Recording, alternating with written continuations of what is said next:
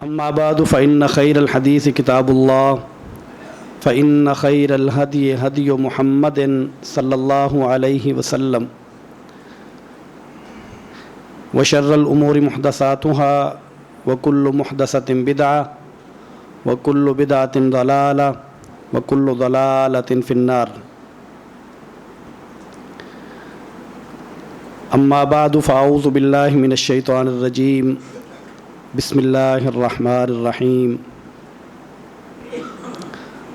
قال اللہ جل وعلا وَإِن يَمْسَسْكَ اللَّهُ بِضُرٍّ فَلَا كَاشِفَ لَهُ إِلَّا هُوَ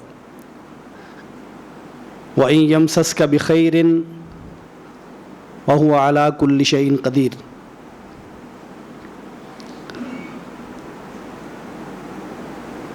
وقال اللہ جل وعلا وَإِن يَمْسَسْكَ اللَّهُ بِضُرٍّ فَلَا كَاشِفَ لَهُ إِلَّا هُوَ وَإِن يُرِدْكَ بِخَيْرٍ فَلَا رَادَّ لِفَضْلِهِ يُصِيبُ بِهِ مَن يَشَاءُ مِنْ عِبَادِهِ.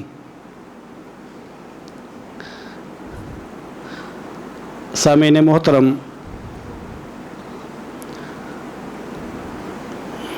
اللہ تعالیٰ نے یہ کائنات بنائی ہے اور اس کائنات کو چلانے کے لیے اصول و ضوابط بھی دیے ہیں جس کو ہم قرآن و سنہ کہتے ہیں. قرآن مجید اور نبی کریم صلی اللہ علیہ وسلم کے فرامین اصلاً زندگی گزارنے کے سلیقے ہیں، طریقے اور سلیقے ہیں کہ آپ نے زندگی کیسے گزارنی ہے، کون سی چیزیں ہیں جو آپ کے لیے فائدے کی ہیں اور کون سی چیزیں ہیں جو آپ کے لیے نقصان کی ہیں. اور اس خالق نے مخلوق کو جو اصول و ضوابط دیے ہیں اس میں ایک بنیادی چیز یہ ہے کہ اصلاً جو طاقت ہے، اصلاً جو نقصان دینا ہے آزمائش کے طور پہ اور نفع پہنچانا ہے، وہ اللہ کی ذات کے علاوہ نہیں ہے. کسی کو کوئی نقصان پہنچے سو وہ اللہ کی طرف سے پہنچتا ہے اور اللہ کے علاوہ اسے کوئی دور کرنے والا نہیں ہے. قرآن مجید کی یہ دو آیات مبارکہ جو مختلف مقامات پر موجود ہیں، اللہ تعالیٰ فرماتے ہیں کہ وَإِن يَمْسَسْكَ اللَّهُ بِضُرٍّ فَلَا كَاشِفَ لَهُ إِلَّا هُوَ، کہ اللہ تعالیٰ اگر کسی کو نقصان پہنچائیں تو اس اللہ کے علاوہ اس کو کوئی بھی دور کرنے والا نہیں ہے. اور اگر اللہ تعالیٰ تجھے بھلائی دینا چاہیں تو اللہ اس پر قادر ہیں.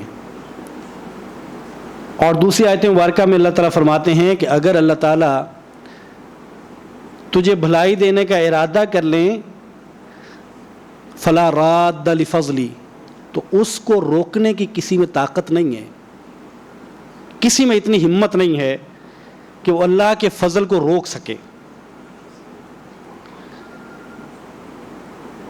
اسی کو عقیدہ توحید کہتے ہیں. اور یہ عقیدہ انسان کو طاقتور بنا دیتا ہے، باہمت بنا دیتا ہے. انسان اللہ کے دیے ہوئے اس نظریے کو اپناتے ہوئے خود کو بہت توانا محسوس کرتا ہے. وہ چیز سے نہیں ڈرتا، وہ بات سے پریشان نہیں ہوتا، پھر اس کو اس سے فرق نہیں پڑتا کہ آج کون سا دن ہے، کل کون سا دن ہے، جمعرات کو کیا ہوتا ہے، بدھ کو بلائیں آتی ہیں کہ نہیں آتی ہیں، اس سے فرق نہیں پڑتا. اس کو اس سے فرق نہیں پڑتا کہ یہ مہینہ کون سا ہے، کہیں سفر تو شروع نہیں ہو گیا، اور سفر کے مہینے میں تو بلائیں آتی ہیں، سفر کے مہینے میں تو کاروبار کا آغاز نہیں کرنا ہے، نقصان ہو جاتا ہے، سفر کے مہینے میں تو شادی نہیں کرنی، طلاق ہو جاتی ہے. وہ ان چیزوں سے باہر نکل جاتا ہے. پھر وہ اتنا مضبوط ہو جاتا ہے کہ نہ اس کو بلی ڈراتی ہے، نہ وہ کوے سے پریشان ہوتا ہے، نہ وہ الو کے بولنے سے پریشان ہوتا ہے. ایک مومن اتنا طاقتور، المؤمن غر کریم، روشن دماغ والا مومن، اور وہ پرندوں سے ڈرتا ہے. ایک مومن جو شعور کے ساتھ جیتا ہے، جس کو غور و فکر کا حکم ہے، بار بار حکم ہے قرآن مجید میں، وہ غور و فکر ہی نہیں کرتا. وہ بلی گزرتی ہے تو ڈر جاتا ہے، وہ کوا آ جاتا ہے تو نحوست کا تصور لے لیتا ہے.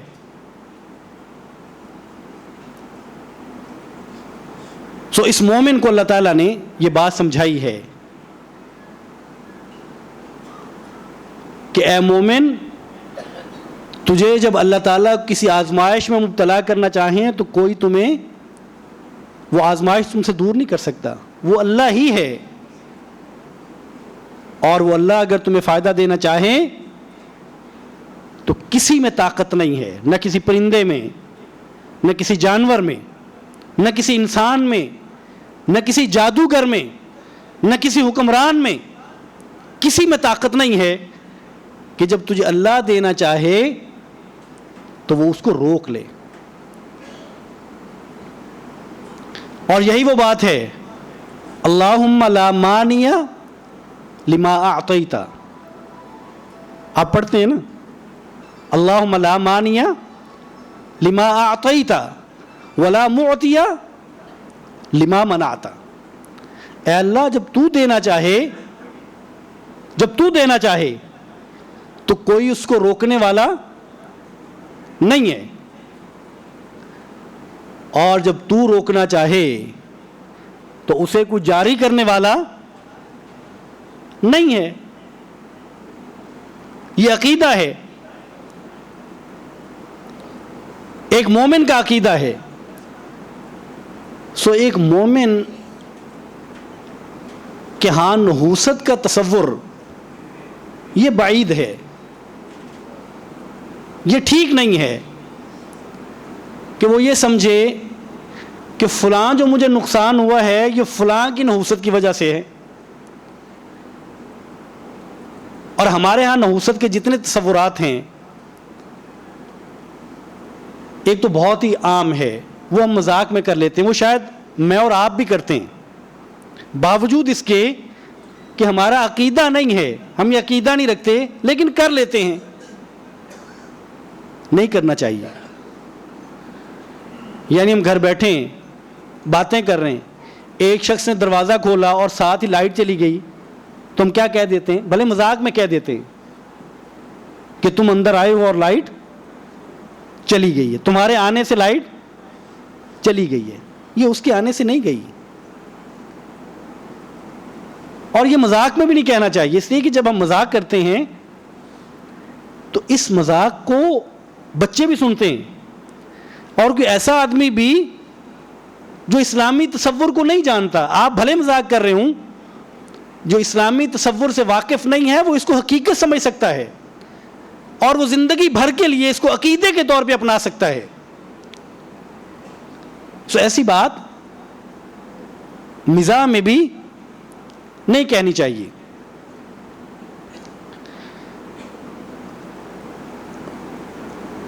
ہماری دکان پہ اگر کوئی شخص ادھار لینے آتا ہے تو ہمارا یہاں بھی نحوست کا عقیدہ ہے.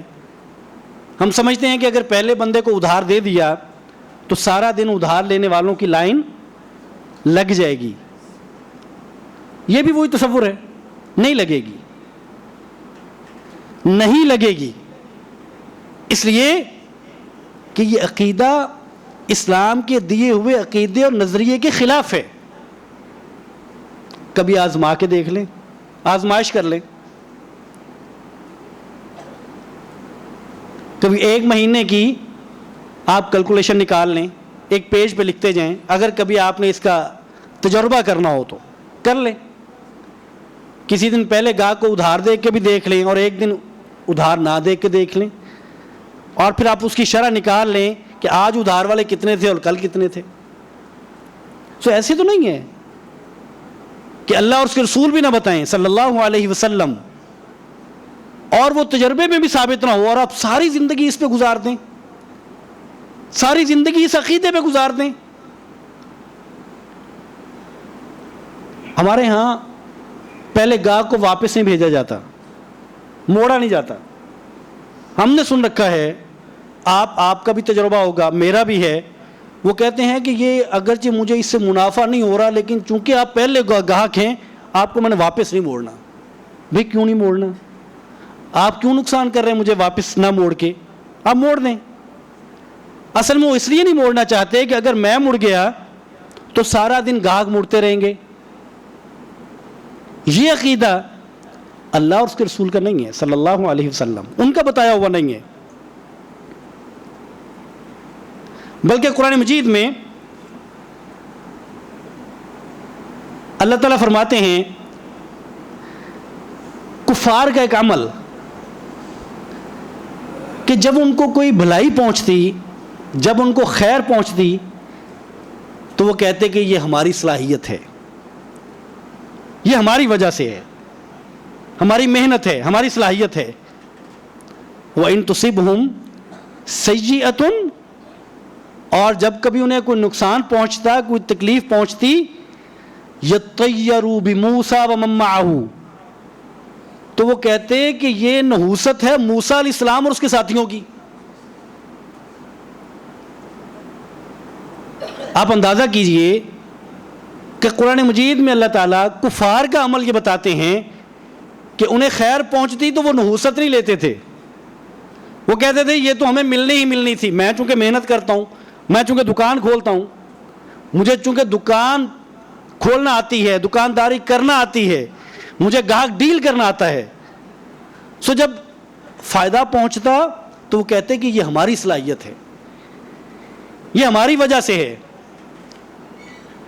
اور جب نقصان پہنچتا تو کہتے کہ یہ موسیٰ علیہ السلام, چونکہ موسیٰ علیہ السلام خلاف تھے, موسیٰ علیہ السلام کے ساتھ نظریہ نہیں ملتا تھا, تو کہتے کہ یہ موسیٰ علیہ السلام اور ان کے ساتھیوں کی نحوست کی وجہ سے ہمیں تکلیف پہنچی ہے.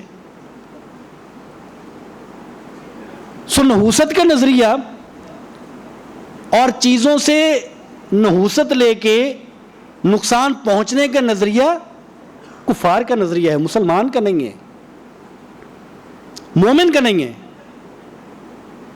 اور یہ مومنوں نے لے کے کہاں سے لیا ہے, یہ اپنا کہاں سے لیا ہے؟ یہ جا بجا آپ کو مومن ملتے ہیں اور جا بجا نحوست کا تصور ہے. قرآن کہتا ہے کہ یہ مومنوں کا تصور نہیں ہے. قرآن اس کو کفار کا عمل بتاتا ہے اور اس کی پرزور تردید کرتا ہے.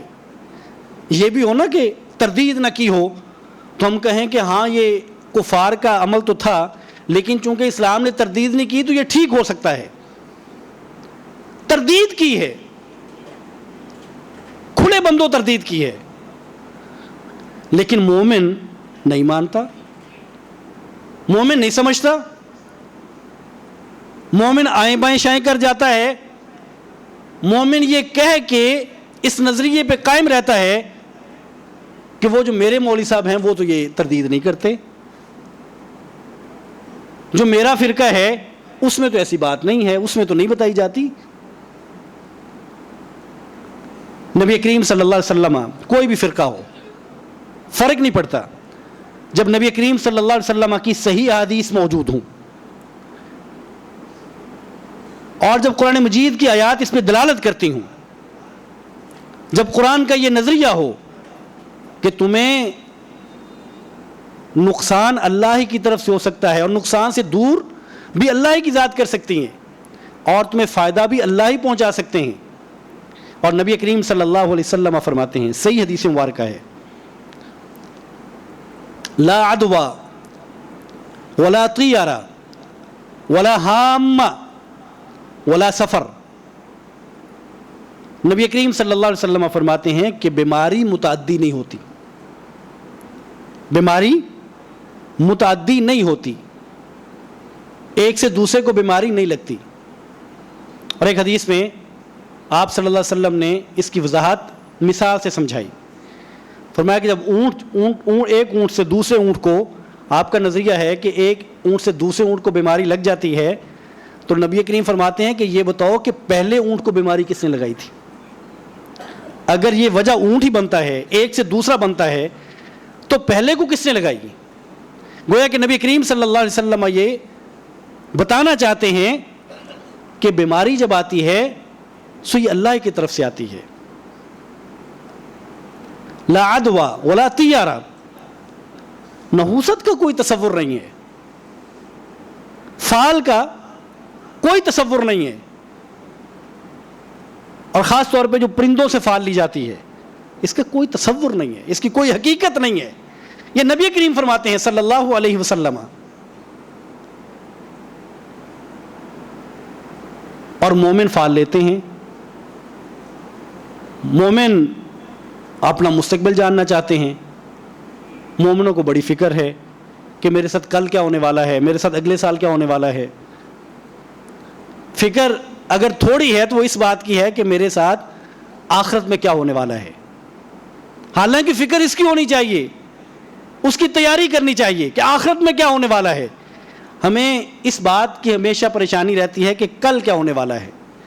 اس کے لیے کبھی کسی کے سامنے ہم ہاتھ کر دیتے ہیں، وہ لکیریں دیکھتا ہے، ہاتھ کی لکیریں دیکھ کے وہ بتاتا ہے کہ آپ کے ساتھ یہ ہونے والا ہے، یہ ہونے والا ہے، یہ ہونے والا ہے.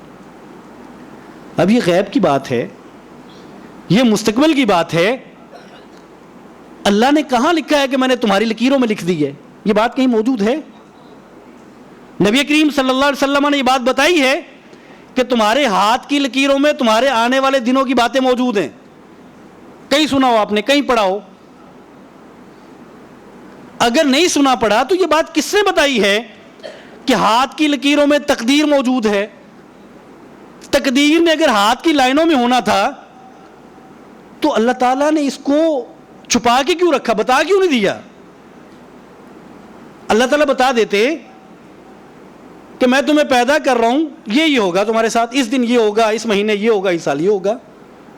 اللہ تعالیٰ مجھے اور آپ کو تکلیف میں کیوں ڈالتے ہیں کہ تقدیر بتاتے نہیں ہیں اور لائنوں میں تقدیر لکھ دیتے ہیں کہ کوئی بندہ اٹھے گا جو اس کا ماہر ہوگا، وہ تمہیں بتا دے گا کہ تمہاری تقدیر کیا ہے، آنے والے دنوں میں کیا ہوگا. یہ کیا عقیدہ ہے؟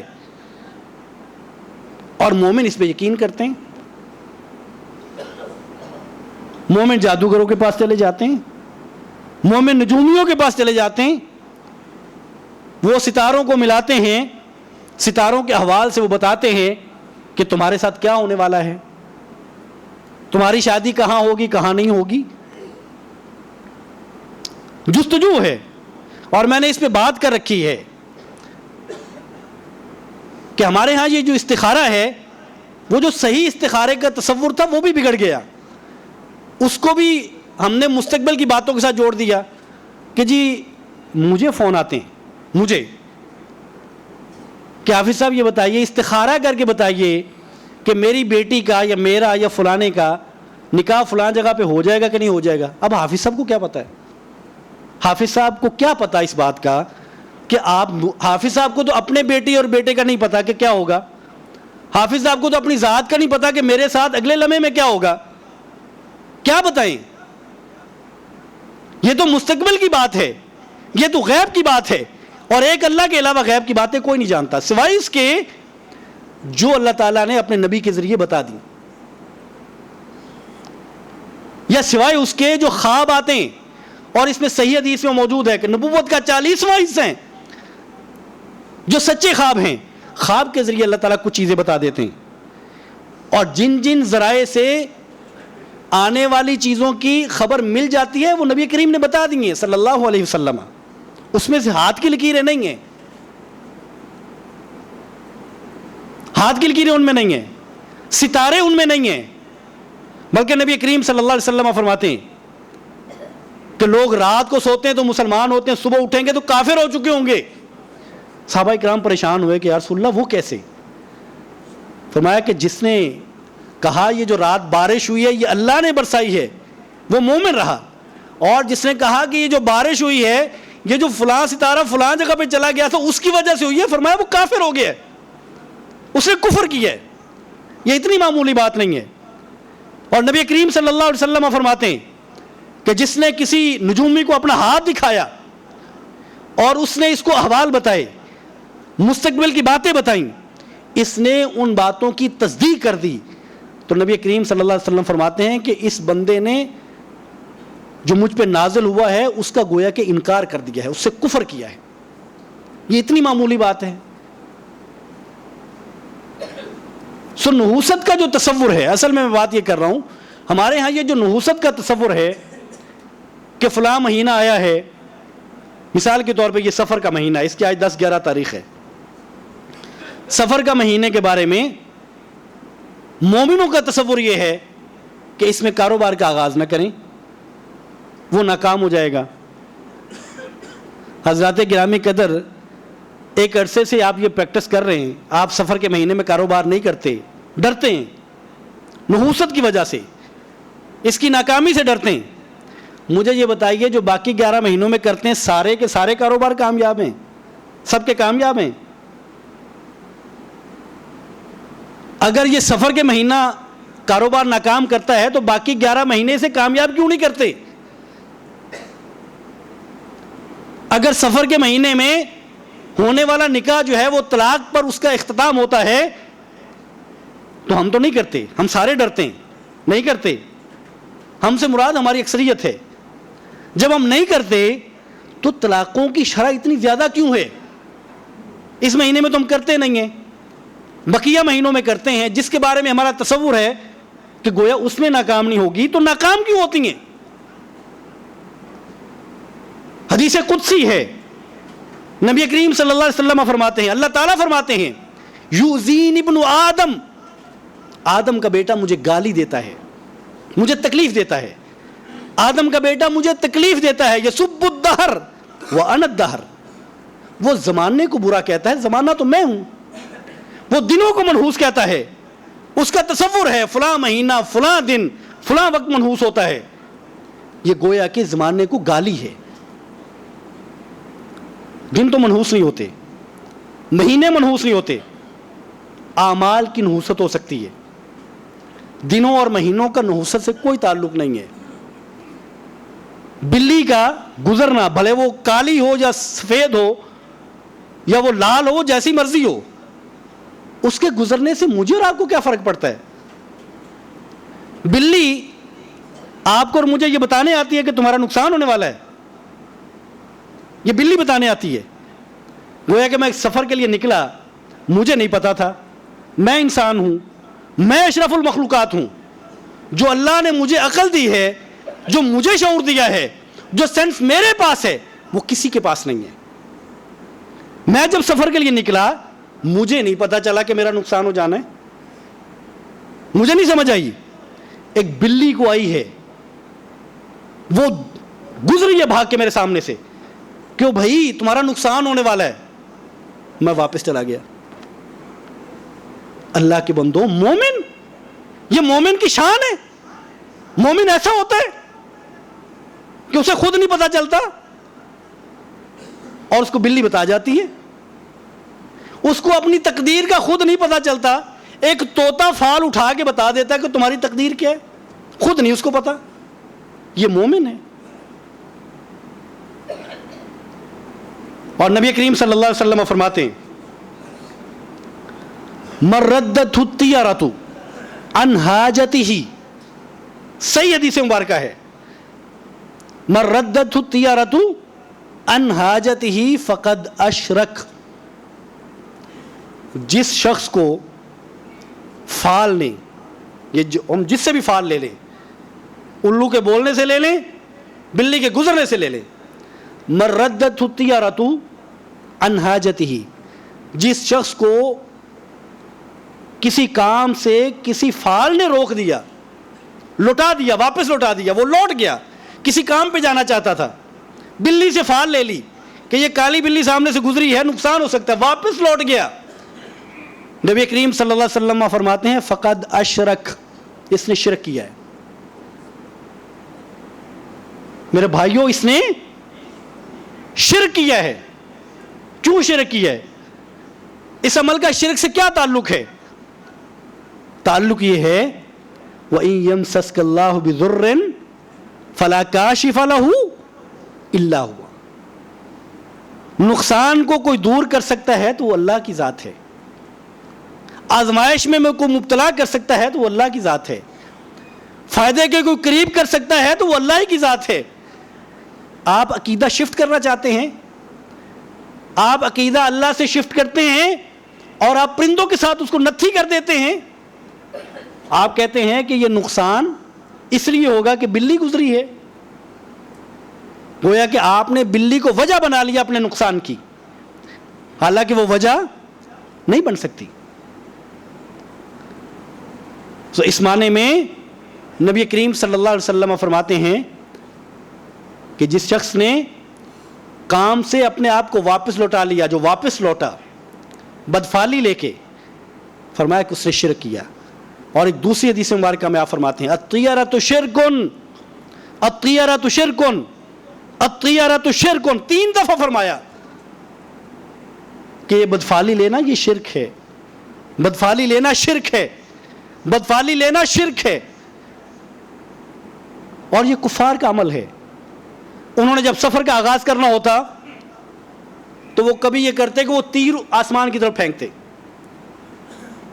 اور وہ تیر اگر دائیں طرف گر جاتا تو اس سے اچھی فال لیتے اور سفر شروع کر لیتے، اور تیر اگر بائیں طرف گر جاتا تو بدفعلی لیتے اور سفر نہ کرتے. یہ ان کا عمل ہے، یہ ایک مومن کا عمل نہیں ہے.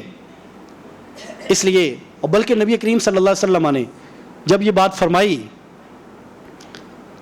کہ جس کو بدفعلی نے کسی کام سے روک دیا، لوٹا دیا، اس نے شرک کیا، تو صحابہ کرام نے کہا کہ یا رسول اللہ اگر کسی نے کر لیا ہو، اب ہم میں سے بھی تو بعض نے کر لیے ہوں گے نا، کر لیے ہوں گے، لوٹے ہوں گے واپس، ڈرے ہوں گے.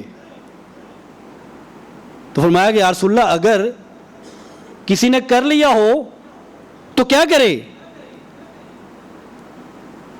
تو نبی کریم صلی اللہ علیہ وسلم فرمایا وہ کہے اللہم لا خیر الا خیرک ولا طیر الا طیرک، یا فرمایا اللہم لا طیر الا طیرک، الفاظ آگے پیچھے ہو سکتے ہیں، ولا الہ غیرک، کہ اے اللہ جو فعل ہے یہ تیری ہی طرف سے ہے. فعل کا ان چیزوں سے کوئی تعلق نہیں ہے کہ فلاں گزرے گا، فلاں بولے گا، فلاں چلے گا، فلاں گرے گا، اس سے کوئی تعلق نہیں ہے. ولا خیر الا خیرک، اور اے اللہ بھلائی صرف تیری ہی طرف سے، کسی اور طرف سے نہیں آتی، بھلائی کہیں سے نہیں آتی تیرے علاوہ.